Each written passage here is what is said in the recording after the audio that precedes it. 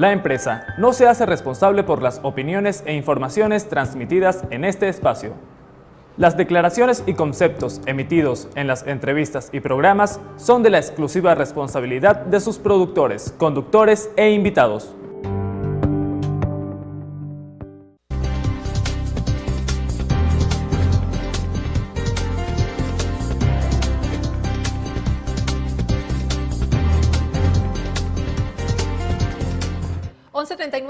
Continuamos en EUTV. Recuerden nuestra cuenta Twitter, donde pueden hacernos preguntas, hacerle preguntas a nuestro entrevistado de esta hora, Agustín Blanco Muñoz. Es @eutv.net, @eutv.net. Puede enviar sus preguntas, hacer sus comentarios o simplemente informarnos cómo está la calle. Por cierto, de lo que estábamos hablando de ese reportero ciudadano, pues bienvenidos sean esos comentarios y esas fotografías. Profesor Blanco Muñoz, estábamos hablando un poquito y se nos fue el tema, pues es muy rico todo viendo, analizando todo lo que nos está pasando desde el punto de vista histórico, que gracias a su visión la tenemos. El tema de las guarimbas, manifestaciones violentas, como se llame, es un hecho que está ocurriendo, ya sea por infiltrados del gobierno o ya sea, como decía el presidente Nicolás Maduro, paramilitares, gente que viene de Miami. ¿Qué está pasando? ¿Cómo el ciudadano común puede interpretar esas guarimbas? ¿Es algo orquestado? ¿Es algo que no está orquestado? ¿Es una manifestación espontánea? El director de Polisucre, del municipio Sucre, nos decía, se refería a los vecinos cuando hablaba de estas trancas que hay con cierta violencia. Él hablaba, no, son vecinos porque lo sabemos que son ellos. Entonces, ¿qué está pasando allí? ¿Realmente es algo que está orquestado? Bueno, ante todo, te recuerdo también mi Twitter, a Blanco Munoz. Ok, a Blanco Munoz. Ajá. A Blanco Munoz. Ajá, ok. A Blanco Munoz. Perfecto. Mira, la guarimba. ¿Esta es una situación creada por alguna guarimba? No.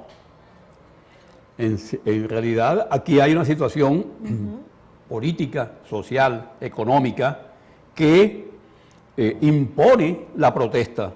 Esto nadie puede desconocerlo. Ahora bien, la protesta inicial, a partir del día 12, como mínimo, tiene un componente básico, fundamental, que es la espontaneidad. Pocas veces se había visto en los últimos 10 años una manifestación espontánea con tanta fuerza, con tanto vigor. Los estudiantes se lanzan el día 12 y desde entonces materialmente no han dejado la calle. Bien, esa fuerza estudiantil, ese ambiente que se crea en diferentes ciudades, podríamos decir a nivel nacional, es utilizado por algunas otras fuerzas políticas que también tienen derecho a expresarse, a manifestarse.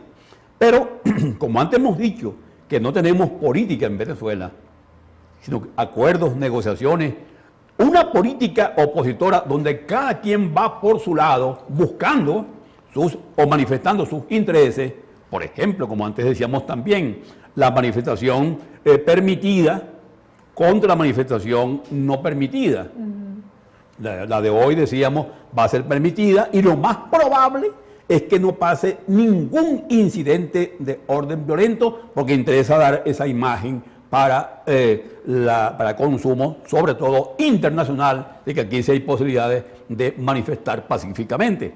Pero esta expresión de espontaneidad que se desarrollaba, se decía, fue manifestamente se comenzó a utilizar algunos otros factores políticos, entre otros los que impulsan la guarimba. Sí, la guarimba de René Guer es una propuesta que se ha hecho para que la sociedad pueda manifestarse en forma pacífica y en forma pacífica simplemente obligar a un gobierno a tomar medidas, porque es la ciudadanía expresándose en forma pacífica desde su rincón, desde su casa, desde su cuadra, en forma pacífica. Pero esa pacificación o ese ambiente de paz incluye un elemento que es la tranca. La tranca. que aquí se traduce en lo que se llama la muralla. Esa muralla, esa muralla que por todas partes, sí, que se hace... tranca. Esa tranca que es fuego. Pues bien, esa es una imagen que comienza a recorrer por todas partes y lo que en principio es una simple manifestación pacífica, al ser tranca hay invitación a policías y al haber invitación a policías comienza o la lacrimógena o comienza el disparo supuestamente de perdigón o comienza la piedra contra balas, que es un viejo expediente que ha habido en este ex país. Entonces, aquí la protesta espontánea se comienza a desvirtuar al punto de que para el momento que estamos hablando son más de 10 muertos en el país. Más de 10 muertos y no sabemos hasta dónde nos va a llevar esto. Porque a esta hora la guarimba ha querido bastante espacio. Pero no la guarimba inicial, original, sino la guarimba que tiene tono violento. Y a ese tono violento agregamos el que multiplica por 10, por 15, por 20, por centenares el régimen. Un régimen que está dispuesto a sentar cátedra de masacre. Las viejas masacres, por ejemplo, del 27 de febrero o la masacre del 11 de abril del 2, se están quedando pequeñas ante la proyección que puede adquirir la actual.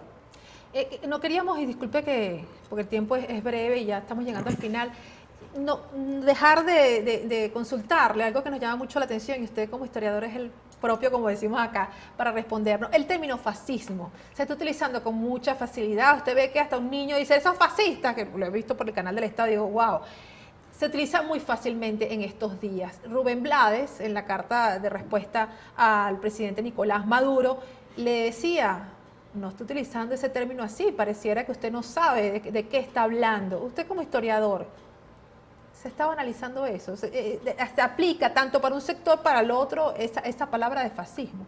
Es que no es nada más que fascismo. Es fascismo, totalitarismo, todos los términos que corresponden al Tercer Reich. Aquí se están utilizando para una derecha fascista y cualquier otro adjetivo. ¿Cuál es el fascismo que está aplicando? El fascismo, el neofascismo, es decir, ¿qué quieren decir ellos con esto? Quieren dar fundamentalmente lo que podríamos llamar un efecto que no permite calificar nada. Es decir, cuando quieren decir fascista quieren decir lo peor, quieren decir la ausencia de toda democracia y la presencia de toda fuerza. Pues bien, fascismo es fuerza recubierta por entidad democrática. En todo caso, decía yo en uno de mis escritos, que este régimen recubierto de democracia, pero aplicando la fuerza, está definiendo exactamente lo que es el fascismo. Lo que entonces hay que preguntarle, ¿dónde está el fascismo? Si el fascismo no es sino esto, fuerza recubierta de democracia, fuerza recubierta de fuerza, masacre, muerte, liquidación recubierta de masacre, de instituciones que las gobierna un solo hombre. ¿Dónde está entonces el fascismo? No es posible decir que la oposición tenga montado un régimen fascista. Eso corresponde a quien ejerce la fuerza fundamentalmente. De modo pues que el personaje que ocupa hoy la presidencia de la República no sabe lo que está diciendo, no sabe a qué se refiere. Él podría hablar de gente que tiene inspiración fascista, visión fascista, o que quieren implantar un fascismo, pero que esos son ya que están ejerciendo el fascismo. Esto es algo que no responde a ningún contexto histórico. Esto es simplemente algo que no tiene razón de ser o que es producto de la espontaneidad, de la improvisación, de la malformación misma que tienen hoy nuestros llamados políticos sin política. Sin política. ¿A dónde vamos ya para concluir esta entrevista? ¿A dónde vamos con este problema que tenemos, donde no tenemos un diálogo, como usted dice, donde no tenemos lo más importante, no tenemos líderes que estén haciendo política, como usted analizaba, ni de un bando ni del otro, según nos decía? ¿Cuál es la salida? Yo sé que usted no es Nostradamus para decirnos, pero basado en los estudios que usted ha hecho históricos de procesos como este, si tiene algún tipo de comparación, porque ya también dijo que era muy distinto lo que estamos viviendo ahorita a lo que se ha vivido, ¿a dónde puede decantar todo esto? La política, o así llamada, La rescatamos entonces, para poder hacer algo. que se hace en el día de hoy, tiene un componente. Tú me das y yo te doy. Así es. Más nada. Que no es nada nuevo, tiene siglos. Tú me das y yo te doy. A eso es lo que quieren llamar diálogo. De modo que aquí, la salida que está planteada hoy, el hacia dónde vamos que está planteado hoy, es hacia el donde mismo. Vamos hacia donde mismo. Acépteme el término con comillas. Vamos hacia donde mismo. Vamos hacia donde mismo estamos. Es decir, estamos en una situación que en una palabra es caos, en una palabra es derrumbe, en otra palabra es precipicio. Estamos allí. Y mientras permanezca esta política, usted puede cambiar un hombre, pero no cambia la raíz, no cambia lo histórico. Cambió un hombre, y el cambio de un hombre en Venezuela está planteado desde Cristóbal Colón hasta el señor Maduro. Totalmente. El cambio de un hombre. Y hay muchos que dicen ejercer el oficio de político que lo están ejerciendo para cambiar un hombre. Y mientras quieras cambiar un hombre, no hay posibilidad de un nuevo cuadro histórico. Por eso, dentro de la Cátedra Pío Tamayo y el Centro de Estudios de Historia Actual, estamos impulsando el otro modelo, el modelo del colectivo pueblo organizado para crear conciencia colectiva, el ciudadano que asume su posición de ciudadano y deja de ser simple habitante para transformarse ya en un actor histórico de su propio tiempo, de su propia responsabilidad. Tema, por cierto, que discutiremos este lunes 24 a las 6 p.m. en la sala E de la UCB, en nuestra cátedra. Ahí estaremos impulsando la otra cara de la historia para que simplemente lleguemos al momento en que dejemos de buscar el individuo, héroe, caudillo, salvador, Mesías, y podamos simplemente inscribir a un colectivo haciendo otra historia que no consiste en tú me das y yo te das, sino en que todos hacemos para todos. Yo recuerdo ayer en la cadena, un periodista de ABN, precisamente, le hice una pregunta muy interesante y rescato a propósito de lo que usted está diciendo. El presidente decía, bueno, es que no hay diálogo, yo quiero dialogar, van a dialogar si yo quiera o no quiera, en esos términos de tú y yo. Y el periodista le hizo una pregunta que me pareció muy, muy importante. Dice, pero ustedes se han planteado cómo pueden hacer para llegarle a ese pueblo que tanto les importa sin mediar con los políticos de oposición.